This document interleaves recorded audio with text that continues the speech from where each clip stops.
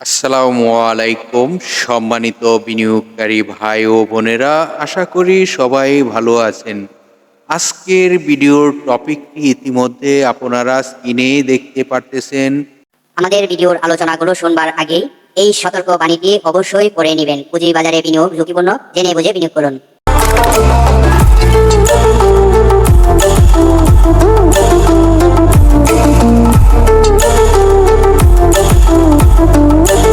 সম্মানিত বিনিয়োগকারী ভাই ও বোনেরা, আপনারা আজকের ভিডিওর টপিকটি আপনারা ইতিমধ্যে আমাদের থাম্বনেলে ফলো করেছেন। কোন সেক্টর আসিতেছে মুভমেন্টের জন্য?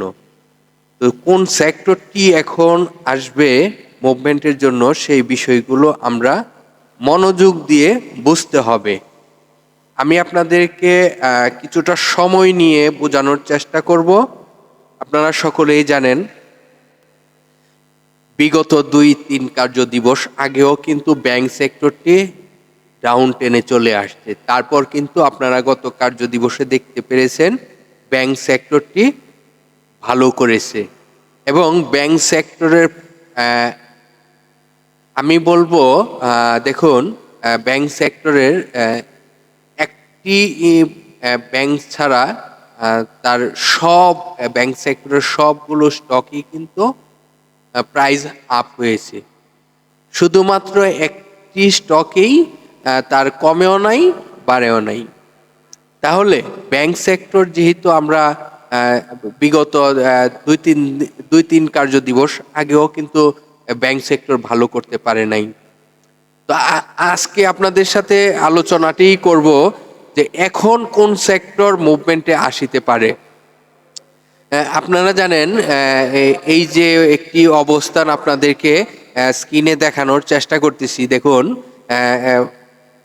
ফার্মাসিউটিক্যাল মুভমেন্টে চলে আসছিল, আবারও কিছু 2-3টি স্টক ভালো করতেছে। ব্যাংক সেক্টরের বেশ কিছু স্টক গত কার্য দিবসে কিন্তু ভালো করেছে, তো এটি কিন্তু আপনাদের মানতে হবে। আবার পূর্বে কিন্তু যখন ব্যাংক সেক্টরটি খারাপ ছিল, ইন্স্যুরেন্স সেক্টর কিন্তু ভালো করেছে। ইন্স্যুরেন্স সেক্টরের সাথে সাথে কিন্তু টেক্সটাইল সেক্টরও ভালো করেছিল, কিন্তু এগুলো আবার কারেকশন হচ্ছে। কিন্তু এইভাবেই কিন্তু মার্কেট, একটি সেক্টর কারেকশন হবে, আরেকটি সেক্টর আপট্রেন্ডে যাবে।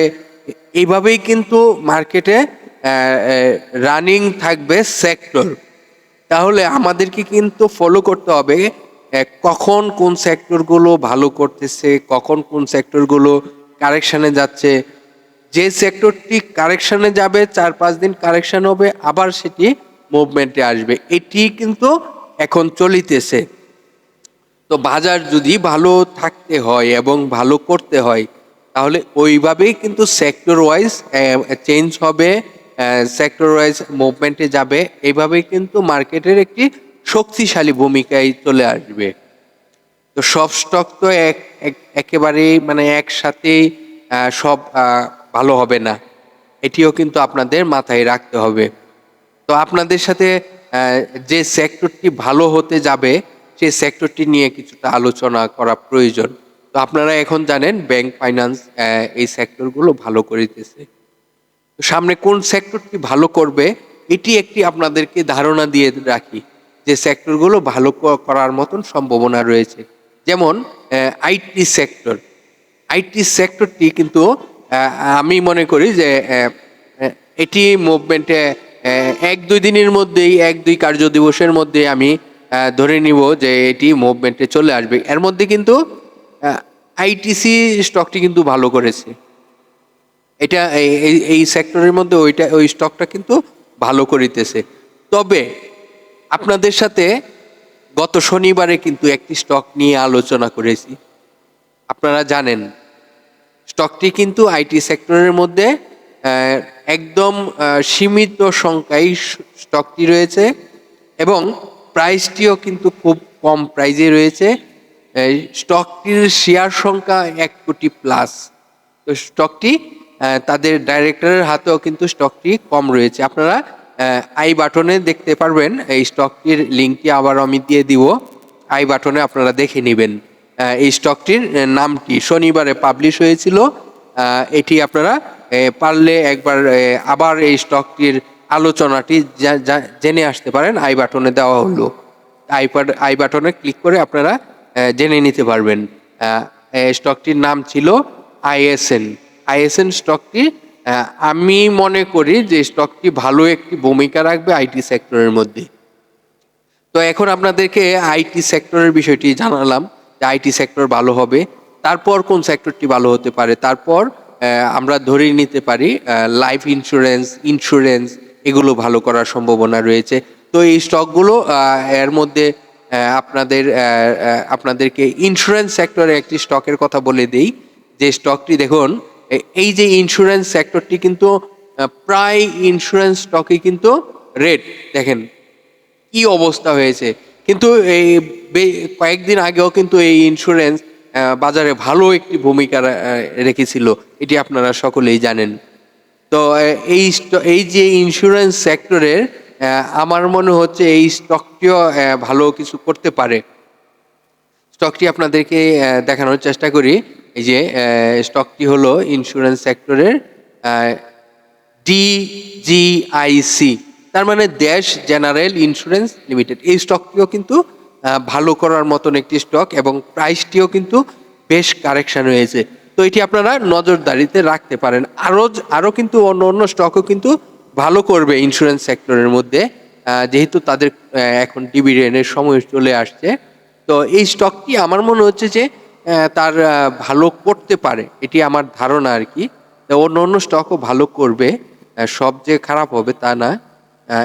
এই দেশ জেনারেল ইন্স্যুরেন্স স্টকটি আপনারা নজরে রাখতে পারেন। এরপরে যে আপনাদেরকে বোঝানোর চেষ্টা করব, আপনারা জানেন টেক্সটাইল সেক্টরটি কিন্তু এখন কারেকশন আবার হচ্ছে। তো এটি কিন্তু আপনাদেরকে বোঝানোর চেষ্টা করে দিছি যে সেক্টর কিন্তু মুভমেন্টে, একটি সেক্টর কারেকশনে যায় আরেকটি সেক্টর মুভমেন্টে আসতেছে, এটি কিন্তু ভালো। এটি কিন্তু আমি মনে করি ভালো, কারণ একটি সেক্টর মুভমেন্টে আসবে আরেকটি সেক্টর কারেকশনে আসবে, এটি স্বাভাবিক। কারণ সব স্টক কিন্তু একসাথে বাড়তে পারবে না, তাহলে কেউ ভালো করবে কেউ খারাপ করবে, এরকম করা যাবে না। তাহলে সেক্টর মুভমেন্টে আসলে, যেমন ব্যাংক সেক্টরে এখন আপনাদেরকে আগেই বলেছি যে ব্যাংক সেক্টরটি ভালো করতেছে। তো ব্যাংক সেক্টরটি আগামী 2-3 কার্যদিবস আমাদের মনে হচ্ছে যে ভালো ভূমিকা রাখবে। তো টেক্সটাইল সেক্টরের মধ্যে আপনারা জানেন মালেক্স স্পিনিং মিলটি কিন্তু গত কার্যদিবসও ভালো একটি ভলিউম হয়ে ভালো একটি র্যালি হয়েছে। তো টেক্সটাইল সেক্টরের মধ্যে স্টকটি ভালো করে দিতেছে। তা আপনাদেরকে বলবো প্রতিটি স্টকে সিদ্ধান্ত নেওয়ার পূর্বে জেনে বুঝে তারপর বিনিয়োগ করবেন, কারণ আপনার বিনিয়োগটি যেন অবশ্যই সঠিক সময়ে একটি বিনিয়োগ হয়, তাহলে আপনার পুঁজিটিও থাকবে নিরাপদে আপনার পুঁজিটি থাকবে, এটি আমি মনে করি। তো এখন আপনাদের সাথে যে আলোচনাগুলো করে বোঝানোর চেষ্টা করছি, অবশ্যই বোঝার চেষ্টা করবেন। তারপরও আমাদের ইউটিউব চ্যানেলে অনেক ভিডিও রয়েছে, আপনার যদি অ্যানালাইসিস করার প্রয়োজন থাকে, আলোচনাগুলো জানার প্রয়োজন থাকে, তাহলে আমাদের চ্যানেলে অনেক ভিডিও রয়েছে, দেখে আসবেন। রিসেন্টলি যে ভিডিওগুলো আমরা পাবলিশ করেছি, আশা করি আপনাকে সহযোগিতা করবে। ধন্যবাদ সকল বিনিয়োগকারী ভাই বোনেদেরকে, ভালো থাকবেন। আজকে শুধুমাত্র আপনাদেরকে সেক্টরটি বোঝানোর চেষ্টা করিতেছি, সেক্টর কি হচ্ছে, কোন সেক্টর কিভাবে মুভমেন্টে আসবে। তো ভালো থাকেন, আগামীকাল আবার আপনাদের সাথে আলোচনা হবে স্টক নিয়ে।